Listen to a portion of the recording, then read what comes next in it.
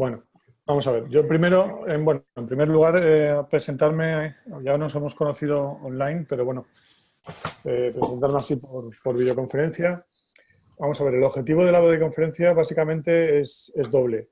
En primer lugar, a mí me gustaría revisar un poco si los conceptos que hemos visto hasta ahora se entienden y hay algún problema específico, hay alguna cuestión que os interese, o incluso si hay algún tema relacionado con lo que hemos visto que os gustaría que trabajáramos o que comentáramos, ¿eh? Y por otro lado, lo que es la presentación es una presentación un poco relacionado con el tema de proyectos, enfocándose un poquito más ya a lo que es la cultura de fundraising, a la cultura de captar fondos, ¿de acuerdo? Ese es un poco el doble objetivo, ¿vale? Entonces, si os parece, empiezo con la videoconferencia, va a ser muy corta, porque me gustaría más, no sé si soy un poco ingenuo, yo pensaba que esto era más fácil del debate, etcétera. Igual con esto de levantar la mano lo podemos facilitar, pero yo no. Yo lo que había hecho hasta ahora ha sido Skype y con Adobe, etcétera, y resultaba relativamente sencillo. Aquí, hasta que me acostumbre a la plataforma, igual me cuesta un poco, ¿eh? Pero bueno, seguro que tenéis más experiencia que yo. Entonces, si os parece, empiezo y hago una presentación corta y luego dejo tiempo para que me preguntéis tanto de la videoconferencia como de cualquier cosa que hayamos visto hasta este momento. ¿De acuerdo? Uh-huh. Muy bien. Bueno, pues empiezo. Entonces, ¿vosotros estáis viendo cuando yo paso la...? Sí. Ah, estupendo. Sí, Vale. Bueno, pues básicamente lo que quería comentaros ahí son 4 cosas. O sea, ¿qué tipo de actividades se financian con los proyectos? ¿Por qué se financian? ¿Quién los financia? ¿Y cómo se financian? Y luego algunas cuestiones más ya en cuestión de estrategia, ¿no? Desde el punto de vista de una ONG, que yo creo que, por lo que he visto, muchos trabajáis en ONGs o trabajáis en universidades, ¿qué cuestiones tenemos que tener en cuenta? ¿Vale? Y lo hago desde un punto de vista abierto. Es decir, yo soy consciente de que las convocatorias que hay en Chile, que yo creo que conozco alguna, no son exactamente las mismas o no tienen las mismas características que una convocatoria internacional que pueda poner pues, la Unión Europea o otra organización internacional. Pero a mí me gustaría enfocarlo un poco a las convocatorias donde hay más financiación, porque las convocatorias que son muy pequeñas y que por lo general tienen poca financiación, muchas lamentablemente están mediatizadas por cuestiones, por variables políticas, etc. Entonces me gusta más las convocatorias que son más grandes y donde hay más eficiencia a la hora de la asignación de los recursos. ¿De acuerdo? Bueno, entonces, a ver, voy a seguir por aquí. En primer lugar, bueno, ¿qué es lo que se financia? Bueno, ahí tenéis una gráfica así un poco complicada que hice en mi tesis doctoral y como la hice en mi tesis doctoral, sabes, cada vez que tengo oportunidad la saco, porque como perdí tanto tiempo haciéndola, sabes, le tengo que sacar partido. O sea que disculpad que la utilice aquí. Entonces, vamos a ver, ahí lo que quiero explicar un poco es la evolución que ha habido en la gestión de los proyectos, en la evolución de los proyectos, de la financiación de proyectos de las grandes organizaciones internacionales, cómo han ido tendiendo desde los proyectos donde simplemente financiaban todo, o sea, un país necesitaba ayudas para, no sé, un hospital o su sistema de salud y les daban una asignación completa directamente, a cómo después se pasó a lo que es la asistencia técnica, donde había ya estaba un poquito más segmentada la ayuda, con unos componentes de ayuda exterior o de expertos de fuera, etcétera, que condicionaban un poquito lo que era el desarrollo de las ayudas, a lo que tenemos actualmente, que fundamentalmente lo que se financia en organizaciones internacionales es lo que llaman ellos capacity building. Ahí he puesto higher education, pero es un ejemplo, pero lo que más se financia ahora mismo en temas sociales es la formación de capacidades. Y un poco la filosofía de este tipo de ayuda es la frase que veis abajo en inglés. Si le das un pescado a una persona, lo alimentas por un día, se le enseñas a pescar, le enseñas a alimentarse toda su vida. Básicamente lo que se quiere es fomentar la creación de capacidades para fomentar la sostenibilidad de los proyectos que se desarrollen. Entonces, por ejemplo, si vamos a hacer un proyecto, elegir el ámbito de la educación superior que conozco bien, ¿vale? Si hacemos un proyecto de educación superior donde lo que hacemos es formar, donde lo que queremos es mejorar, por ejemplo, un desarrollo curricular, lo que hacemos es, en vez de dar la carrera, en vez de mandar a los profesores de Europa o de Estados Unidos a que den la carrera, es formar a los profesores para crear allí capacidades. Es un poco la filosofía básica, ¿vale? Entonces, básicamente lo que quería mostraros con esa slide es que lo que se financia más ahora mismo es formación de capacidades. Todas las ideas que me habéis comentado de proyectos, que algunas son muy interesantes, la mayoría, si tienen un componente de formación de capacidades, que muchos la tienen, eso es hoy por hoy lo que financian más las organizaciones internacionales. ¿De acuerdo? Vale. Entonces, cuando hablamos de formación de capacidades, se habla de forma genérica. ¿A qué nos referimos? ¿No? Porque hay muchísimos tipos, muchísimos de cuestiones que se aluden cuando hablamos a formación de capacidades, ¿no? Y ahí tenéis 5 de ellas, que son las que utilizan Brinkenhorn y Morgan, que son las que utilizan habitualmente las organizaciones internacionales más grandes. La capacidad de adaptarse, de mejorar, la capacidad de llevar a cabo servicios técnicos, la capacidad de comprometerse, de comprometerse con alguna idea, con un proyecto, etcétera, etcétera. Esas son las capacidades básicas que identificamos cuando estamos hablando de formación de capacidades, ¿vale? Muchas veces cuando se habla de formación, cuando se hace de capacity building, también se incluye lo que también en inglés se llama habitualmente institutional building. O sea, no solo formación de capacidades, sino también desarrollo institucional. ¿Cuál es la diferencia básica? Bueno, pues que cuando estamos hablando de formación de capacidades, nos estamos centrando en formación. En formación y en esquemas de formación donde son básicamente formación a formadores para que se replique. Y cuando hablamos de desarrollo institucional, estamos hablando de mejora de las instituciones, mejora de su estructura, mejora de su normativa, mejora de sus servicios, etc. Aunque ambas están muy unidas, a veces conviene distinguirlas. Vale. Entonces, ¿por qué las financian? ¿Por qué pensáis que financian, o sea, por qué están interesadas las organizaciones internacionales en financiar, por ejemplo, proyectos sociales en Chile, en Haití, en Kazajstán, etcétera? Evidentemente, cada organización internacional tiene un marco de referencia. En el caso de, por ejemplo, de la delegación de la Unión Europea en Chile, la delegación de la Unión Europea en Chile, que está en Santiago, se reúne todos los años con el gobierno, bueno, todos los años, cada 4 o 5 años que hacen un plan plurianual donde identifican cuáles son las áreas prioritarias. Y las áreas prioritarias, aunque a veces se piensa que son absolutamente arbitrarias y muchas veces se piensa que vienen un poco de como puestas a la fuerza por los donantes, en muchas ocasiones se negocian con los propios receptores. O sea, la actividad que tiene la Unión Europea, por ejemplo, en Chile, está absolutamente condicionada por las negociaciones que tiene con el gobierno de Chile. Hay algo raro ahí, ¿no? ¿Me escucháis bien? Yo escucho bien. Yo sí, por favor, silencien todos sus micrófonos, por favor. Sí, creo que hay algún micrófono que no está silenciado, porque si hay un ruido de fondo ahí. Vale, ahora sí. Vale. Bueno, pues seguimos. Entonces, después de que hemos dicho cómo y por qué, o sea, qué, ahora vemos un poco quién financia.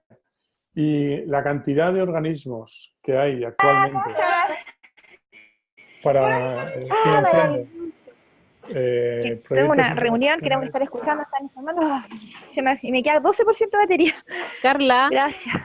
Silencia tu micrófono, por favor, Carla. Gracias.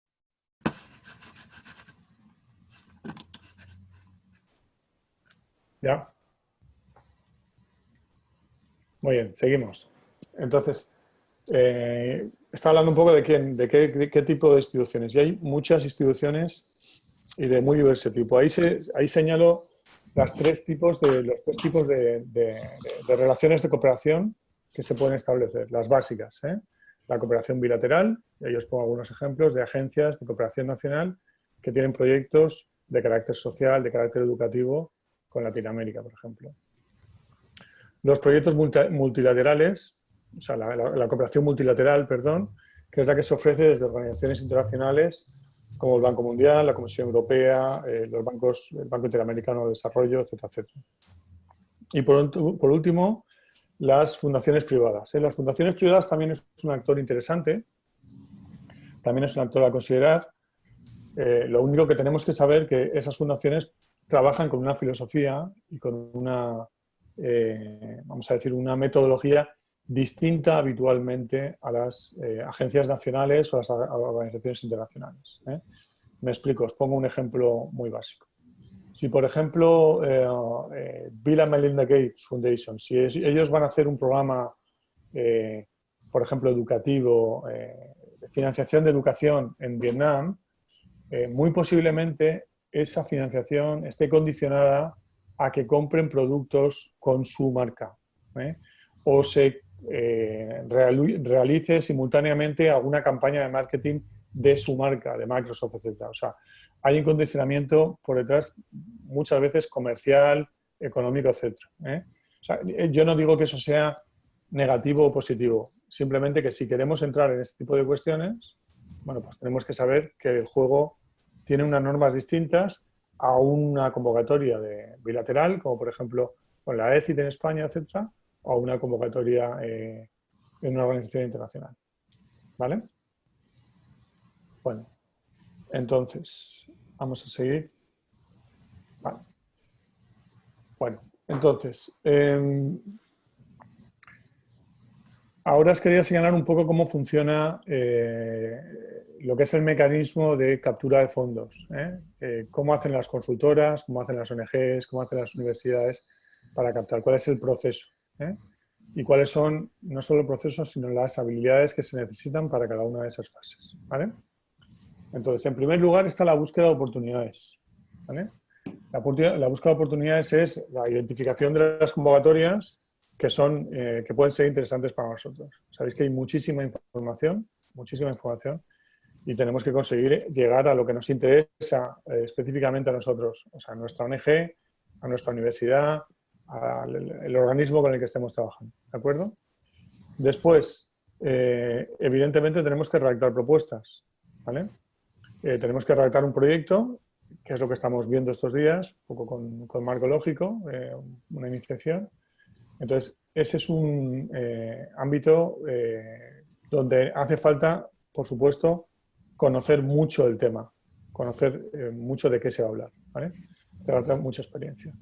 Y por último, en tercer lugar, hace falta saber de gestión de proyectos, de cómo se gestiona un proyecto, porque si te dan el proyecto, evidentemente lo tienes que llevar a cabo, lo tienes que ejecutar y tienes que conseguir lo que has propuesto a tu donante, ¿no?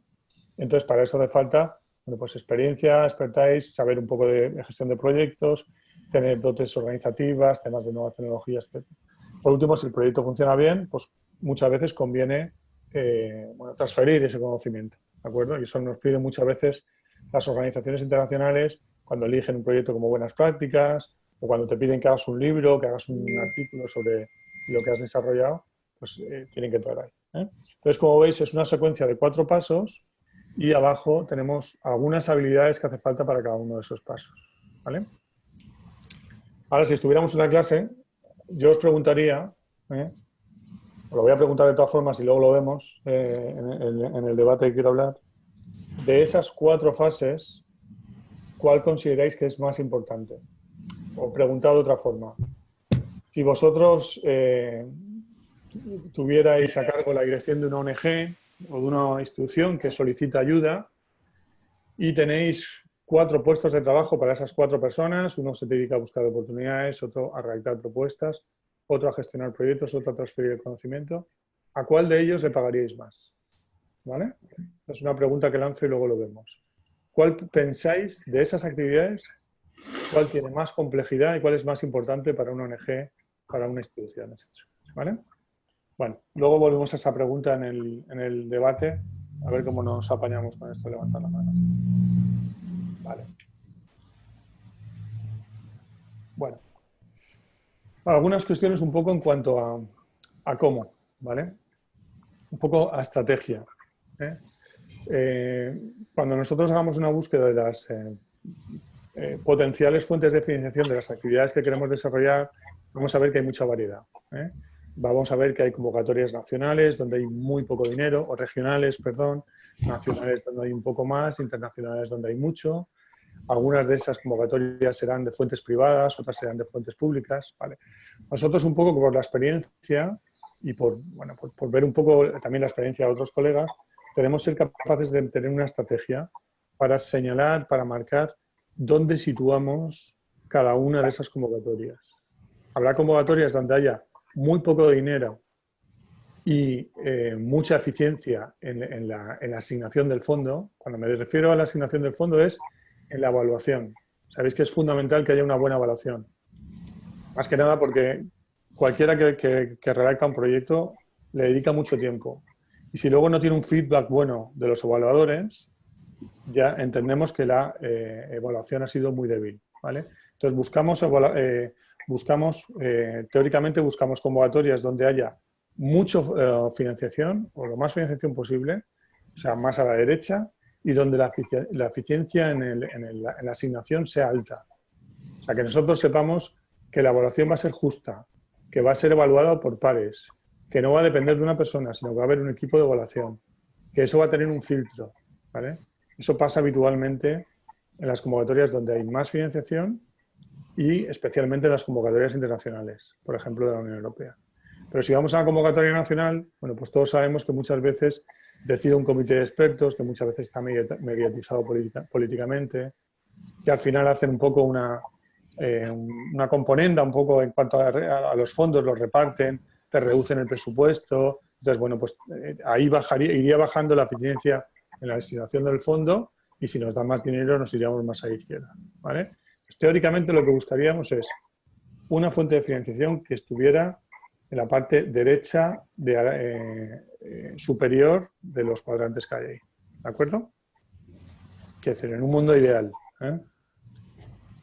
Vale, entonces, ¿cómo lo hacemos? Bueno, pues como decía también antes al principio, el entorno al acceso a la financiación es muy competitivo. O sea, las convocatorias son competitivas. No conozco yo que haya prácticamente convocatorias donde tú tienes una idea, presentas un proyecto, 3 o 4 páginas y directamente te asignan los fondos. No. O sea, hay una convocatoria, tienen un deadline, tú te tienes que presentar con un consorcio, tienes unas normas muy estrictas en cuanto a la financiación, en cuanto al tipo de actividades que vas a desarrollar, etc. ¿Vale? Entonces, para participar lo que tenemos que hacer es buscar oportunidades, como veíamos antes, redactar proyectos, buscando socios también. Si tenemos el éxito, gestionar el proyecto e intentar, sobre todo si es de las primeras veces que conseguimos un proyecto, tener el mayor impacto posible para construir una imagen. Por eso es muy importante en los primeros proyectos en una organización conseguir el mayor impacto posible. Y por último, si no tenemos ninguna experiencia, si es una ONG, si es una organización que tiene muy poca vida, vamos a decir, que tiene muy poca trayectoria, pues empezar como socio y seguir. Y ya si conseguimos, pues ir a intentar. ¿De acuerdo? Vale.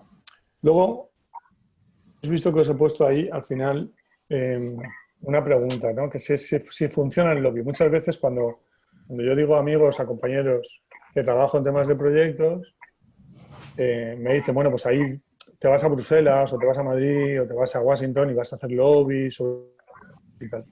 Y tiene una idea muy equivocada, porque cuando hablan de lobby, se piensa que es como el lobby en Estados Unidos en el Congreso, las empresas tabacaleras o ese tipo de cuestiones. Y eso está muy lejos de la realidad. El lobby, por lo menos en las organizaciones internacionales que yo conozco, Banco Mundial, la Unión Europea, etcétera, funciona de la siguiente forma. El lobby no se hace cuando tú has presentado tu proyecto, cuando tú has presentado tu propuesta. El lobby lo tienes que hacer antes.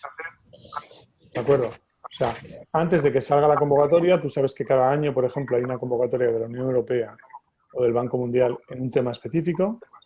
Tú antes tienes que argumentar a ese banco, le tienes que argumentar que los topics en los que tú estás trabajando, imaginaros que estáis trabajando, por ejemplo, en muchos topics de tipo social. Imaginaros que el Banco Mundial tiene una convocatoria, o la Unión Europea, en Chile, y que dentro de esos muchos topics que ellos proponen, vosotros consideráis que el tema de la violencia de género es un tema fundamental y donde hay que dedicarle más esfuerzos, pues porque ha habido más víctimas o porque se necesita, por lo que sea. Bueno, pues antes de que la convocatoria se publique es cuando tienes la oportunidad de hacer el lobby. ¿Y el lobby cómo se hace? El lobby no es muy complicado. El lobby se hace argumentando que lo que tú propones, que el topic que tú propones es muy interesante y que va a tener mucho impacto. Entonces, si yo estuviera en Chile y me interesaría, por ejemplo, me interesara que la violencia de género se considerara como un topic fundamental para la Unión Europea en los próximos años, pues, por ejemplo, redactaría un informe con estadísticas, pediría una cita en la delegación de la Unión Europea, presentaría el informe, convocaría a varios stakeholders para que conocieran la realidad, etcétera, etcétera.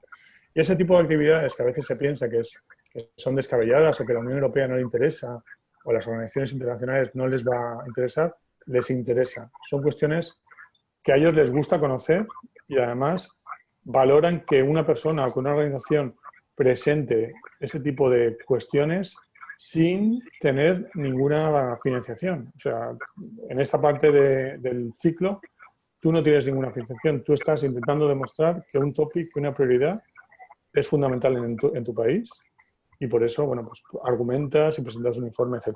¿Vale? Esa sería un poco la idea. Bueno, más cuestiones a tener en cuenta en el tema de los proyectos. Bueno, pues que lamentablemente, nos guste o no nos guste, cuando hablamos de organizaciones internacionales, no digo a nivel nacional, el idioma de trabajo es el inglés. Entonces, muchas veces hay algunas limitaciones en las ONGs, en las universidades, porque no todo el mundo habla inglés. Pero hay que tener en cuenta que las organizaciones internacionales, el lenguaje de las propuestas es en inglés. Ahí os pongo un ejemplo, esto es un artículo del Economist, donde lo que hacía era señalar la cantidad de palabras que se han creado en el entorno de las ONGs y que son fundamentales prácticamente en cualquier propuesta, ¿no? En cualquier propuesta que se haga, esas que veis ahí, Empowerment, Stakeholder, Deliverable, Governance, Capacity Building, Civil Society, todo eso son como cuestiones que son fundamentales para conseguir la ayuda, ¿no? Entonces, dejaba caer ahí el artículo, ¿quién sería capaz, o sea, qué organización internacional sería capaz de tumbar, de no aprobar una propuesta donde estén todo ese tipo de cuestiones las que veis ahí, ¿no? Bueno, pues es una cuestión a tener en cuenta, que las convocatorias de las organizaciones internacionales, uno, son en inglés y dos, que tienen un vocabulario propio, que tiene un vocabulario que además lo vas conociendo cuando empiezas a leer propuestas, cuando empiezas a leer programas, etcétera, etcétera. Que muchas veces las dos cosas no están relacionadas.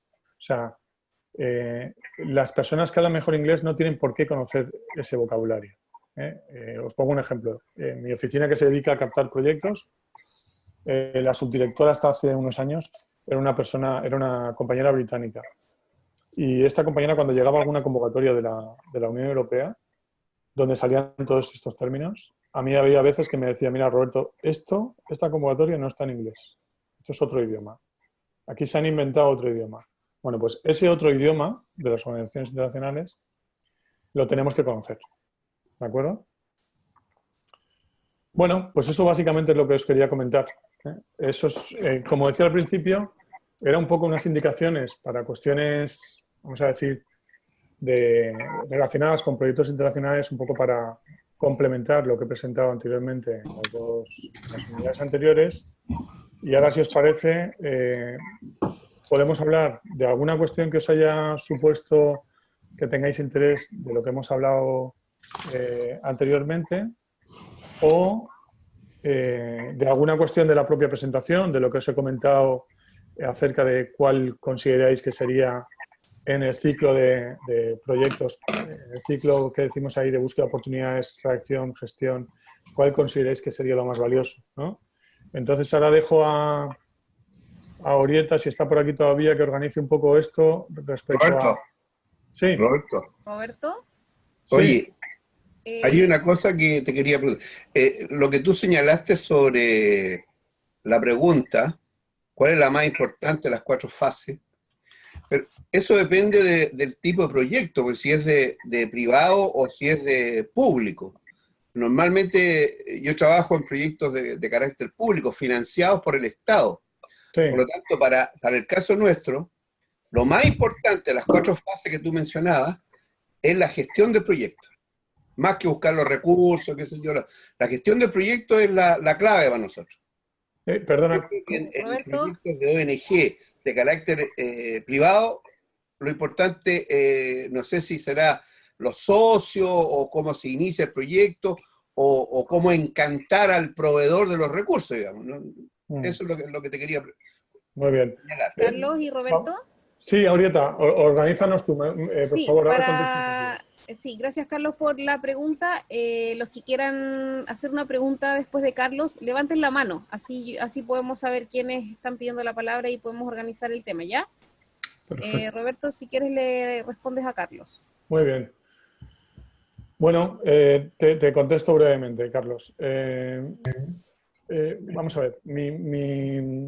De las 4 fases que he puesto yo ahí, la variable fundamental es saber qué ratio de éxito tiene la convocatoria. O sea, en las convocatorias nacionales en las que vosotros participáis, de 100 proyectos, ¿cuántos aprueban? No te escuché bien, perdón. En las convocatorias nacionales en las que participáis, de 100 proyectos o de 10 proyectos, ¿cuántos aprueban? Normalmente el 100%, porque llegan los recursos, claro, entonces te das cuenta, ahí no hay que competir, no hay que competir. Por lo tanto, la fase de gestión es la clave. Ya. No, entonces, evidentemente no es el marco que yo señalo. O sea, yo estoy hablando de financiaciones más altas, donde el ratio de éxito, estoy hablando como mucho, un 10%, 10, un 12%. Así es. Claro, entonces es distinto. Pero bueno, te agradezco la pregunta y creo que es útil el comentario para poner un marco a nivel nacional. Justamente. Muy bien. ¿Alguna pregunta? Nadie ha levantado la mano, no sé. He oído un perro ahí.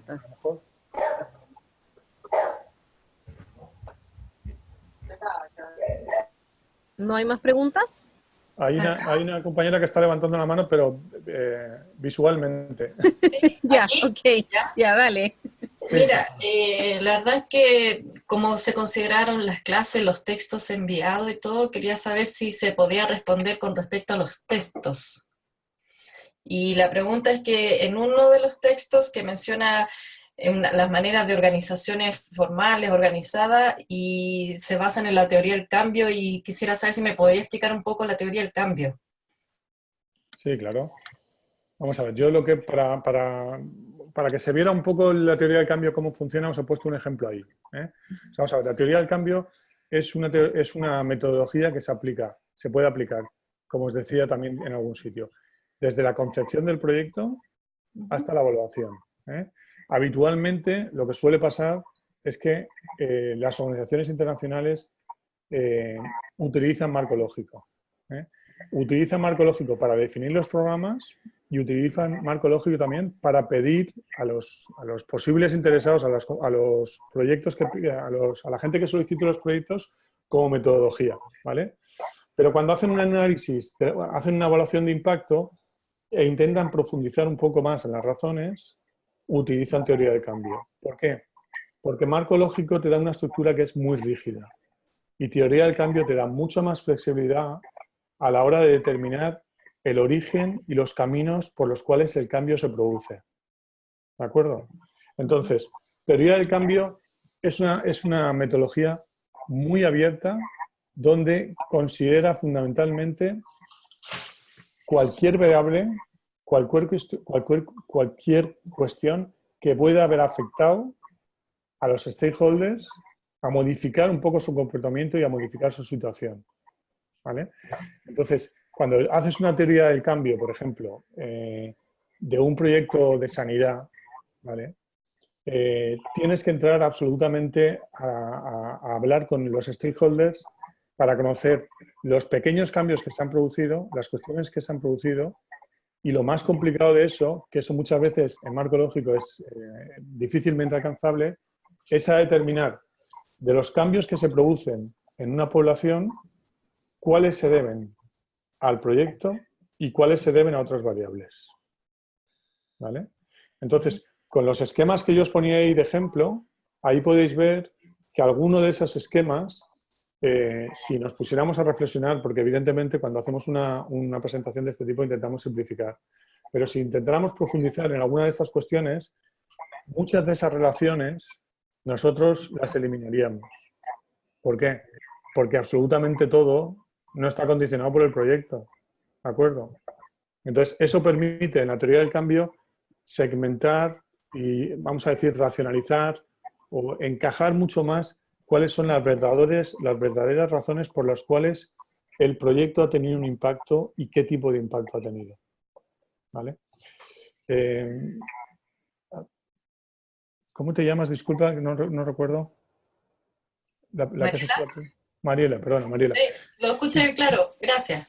Si quisieras que te diera algún ejemplo más o que te diera alguna documentación más, te podría enviar más documentación. Hay una referencia ahí bastante buena de teoría del cambio en los materiales de referencia que te puede aclarar a lo mejor un poquito más con ejemplos prácticos, porque al final teoría del cambio, si no aplicamos un ejemplo, es difícil verlo.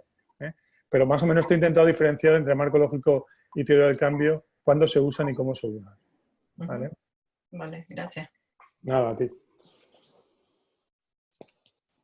¿Alguien más quiere preguntar algo? No veo manitos levantadas aquí en la plataforma. Si alguien quiere preguntar. Andrea, haz tu pregunta. Ya, Andrea hola. Pozo. Yo quería solamente comentar que tengo una duda, o sea, entiendo que así es en lo formal, pero en la misma matriz del marco lógico, los objetivos específicos se enuncian sin verbo.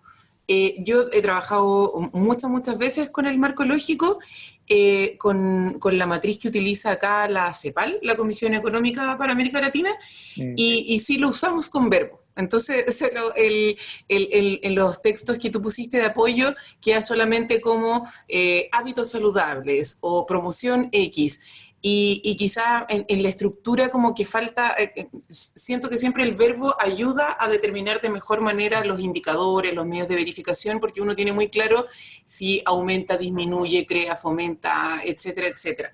Entonces, acá yo creo que todas las matrices en general, concuerdo en que todos los fondos concursables, la misma matriz del Banco Integrado de Proyecto, que es una modalidad que se utiliza mucho acá de financiamiento público-privado, utilizamos el marco lógico de la CEPAL en el que tiene algunas pequeñas diferencias, quizás con el que vimos en clase. Muy bien. Sí, mira, Andrea, tienes razón. Vamos a ver, cada organización tiene un poco una metodología a la hora de promover un poco el marco lógico, ¿no? Ellos conciben el marco lógico de una forma específica y es verdad que hay algunas que no te animan a utilizar verbos. Y el ejemplo que hemos visto ahí, que es el libro de Camacho, es un ejemplo. Pero yo habitualmente, por ejemplo, en los marcos lógicos que yo hago en el ámbito de la educación, que es en el que trabajo, sí que utilizo verbos siempre. La única diferencia es que cuando utilizo un verbo para hacer un objetivo general, es un verbo más abierto. Claro. Más, o sea, promover, fortalecer, etc. Y cuando hablo de un objetivo específico es un verbo más cerrado, es un verbo más concreto, ¿vale? Implementar, desarrollar, etcétera, etcétera. Pero sí, estoy de acuerdo contigo que quizás en el ejemplo de Camacho, al no utilizar verbos puede un poco condicionar, o sea, te puede un poco condicionar la idea que tienes acerca de objetivo específico. Luego, la verdad es que todos los compañeros, la mayoría que me han propuesto el marco lógico, los ejercicios que he corregido hasta ahora, que eran más de la mitad, casi todos han utilizado verbos, o sea que no han obedecido específicamente a lo que marcaba por ahí Camacho, pero eso te agradezco el comentario. Me dicen por ahí, por interno, que no se puede levantar la mano. Andrea, tú la levantaste, no tuviste problema. El resto no sé qué pasará. Lo que pasa es que hay que hacer clic primero en participantes y ahí salen las opciones de enmudecer, bajar la mano, hacerse cargo como anfitrión. Como anfitrión, perfecto. Primero clic en participantes. Ya. Lo que pasa es que yo tengo activa esa opción, por eso la veo. ¿Alguien más quisiera, no veo más manitos levantadas, alguien más por cámara indica que quiere participar con alguna pregunta?